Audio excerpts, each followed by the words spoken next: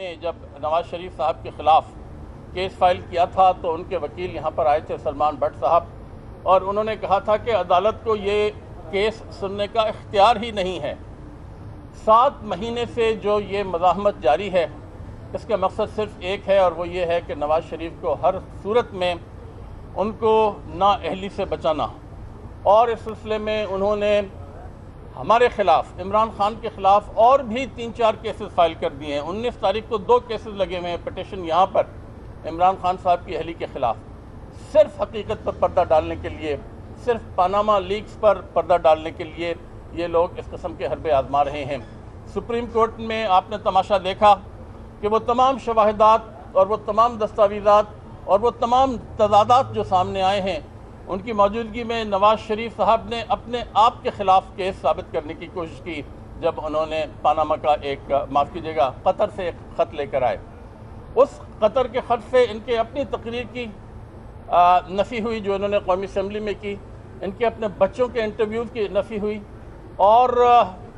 अभी और बातें तो आई नहीं, जिसमें चौधरी निसार की टेस्टिमनी है, जिसमें ख्वाजा आसिफ की टेस्टिमनी है, जिसमें सिद्दीक़ अल फारूक की टेस्टिमनी है। तो हम समझते हैं कि झूठ का ये पहाड़ इतना ऊंचा हो चुका है कि ये इसके बोझ के तले अब ख़ुद दबने वाले हैं। इंशाअल्लाह हमें उम्मीद है कि हमें अब मायूसी तो हुई थी सुप्रीम कोर्ट के ये केस मुलतवी करने की, जो हमारी पटिशन थी नवाज शरीफ के ख़िलाफ़, मगर इंशाअल्लाह हमें पूरी उम्मीद है कि जनवरी में जो सुप्रीम कोर्ट का नया बेंच तश्कील होगा, हमारे वकील तैयार हैं, वो अपना केस उसके सामने पेश करेंगे और पूरी कौम, तहरीक इंसाफ, हमारे तमाम कायदीन, तुम्हारी सारी कौम इस बात की उम्मीद रख रही है कि सुप्रीम कोर्ट वो फ़ैसला बहुत जल्द देगा जिसका कौम को बड़ी शिद्दत से इंतज़ार है, बड़ी मुद्दत से इंतज़ार है। और इंशाअल्लाह ये पाकिस्तान में ये फ़ैसला करप्शन के ताबूत में एक आखिरी कील साबित होगा। इसके बाद किसी वज़ीर आज़म को, किसी कौमी लीडर को ये जुर्रत नहीं होगी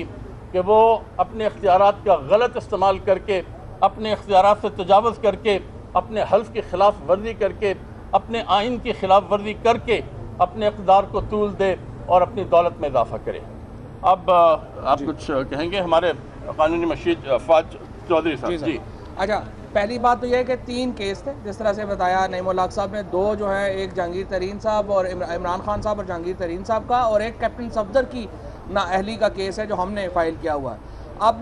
तलाल चौधरी साहब की आंख खुली है और वो अब शायद कहीं तशरीफ़ लाए हैं, लेकिन ये मुकदमा जो है वो अब ख़त्म हो चुका है और तकरीबन आधे दर्जन से ज़्यादा वकील तब्दील कर चुकी है PMLN, तलाल चौधरी साहब और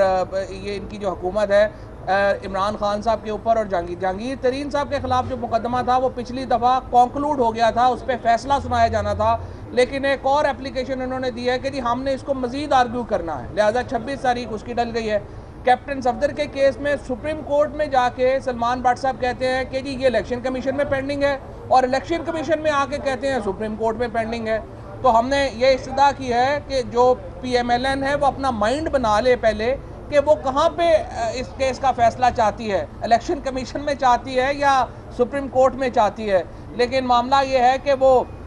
जिस तरह मुनीर नियाज़ी साहब ने कहा था ना कि एक और दरिया का सामना था मुनीर मुझको, मैं एक दरिया के पार उतरा तो मैंने देखा, ये जहाँ जहाँ पे निकलेंगे इनको अगला नया दरिया मिलेगा। और इस वक्त जो मामला ये है कि ये सुप्रीम कोर्ट में फंसे हुए हैं, ये इलेक्शन कमीशन में फंसे हुए हैं, ये पार्लियामेंट में फंसे हुए हैं, और अब इंशाअल्लाह ताला जो पाकिस्तान तहरीक इंसाफ दोबारा अवामी राब्ता मुहिम की तरफ जा रही है तो इनको हम सड़कों गलियों पे भी फंसाएंगे। और आप देखेंगे कि हमने कोई जो मौका है, कोई कोना खुदरा है, उसमें हमने इस लीडरशिप को छोड़ना नहीं है। अयाज सादिक साहब जो हैं स्पीकर साहब, उन्होंने जिस तरीके से पार्टीजन, जिस कदर उन्होंने स्पीकर के इंस्टीट्यूशन को मिलाइन किया है, कल के दिन को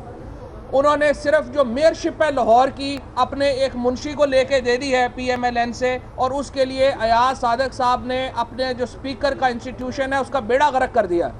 कल जिस तरीके से उन्होंने शाह महमूद कुरैशी साहब को, पाकिस्तान तहरीक इंसाफ को अपना मौक़िफ़ पेश नहीं करने दिया। पूरा मुल्क में पैनामा के ऊपर बहस हो रही है, स्पीकर साहब कह रहे हैं आप असम्बली में बहस नहीं कर सकते। तो जिस असम्बली में उस मौजू के ऊपर बहस नहीं हो सकती जिसके ऊपर पूरा पाकिस्तान बहस करना चाहता है, तो मुझे आप बताएं कि वहाँ पर असम्बली में और क्या बहस हो सकती है। एक उन्होंने अपना जो मुंशी है उसको मेयर लाहौर का लगवा लिया है, और उसके बाद अब वो PMLN के एक जाले के तौर के ऊपर स्पीकर साहब जो है वो काम कर रहे हैं। ये रेफरेंसेस भी जो स्पीकर ने भेजे हैं, हरगिज़ कानून इसकी इजाज़त नहीं देता था, लेकिन उन्होंने एक शाह से ज़्यादा शाह के वफादार होने का सबूत दिया और उन्होंने ये जो रेफरेंसेस है यहाँ पर भेजे। हमें तो ये समझते हैं कि स्पीकर साहब जो है वो खुद को स्पीकरशिप से अलहदा करें और बतौर तर्जुमान वज़ीर-ए-आज़म के काम करना शुरू कर दें। जो इस वक्त उनका मनसब है वो उनके जो किरदार वो अदा कर रहे हैं उसके बरखिलाफ है। स्पीकर का ओहदा एक ख़ास न्यूट्रलिटी का मुतालबा करता है, एक अपोजिशन और हुकूमत के दरमियान एक वज़न का मुतालबा करता है और स्पीकर कौमी असम्बली जो है वो बिल्कुल इसके अहल नहीं है कि वो अपने इस मनसब से चिमटे रहें। वो इस मनसब से अलहदा हों और ख़ुद को वज़ीर-ए-आज़म से प्राइम मिनिस्टर सेक्रेटेरिएट के साथ वाबस्ता करें। और तीसरी इम्पॉर्टेंट चीज़ ये है कि पाकिस्तान तहरीक इंसाफ ने, जैसा कि मैंने बताया, एक तो हमने ये समझा है कि इलेक्शन 2017 नज़दीक है, उसके ऊपर हमने अपना जो कार्रवाई है वो शुरू कर दी है।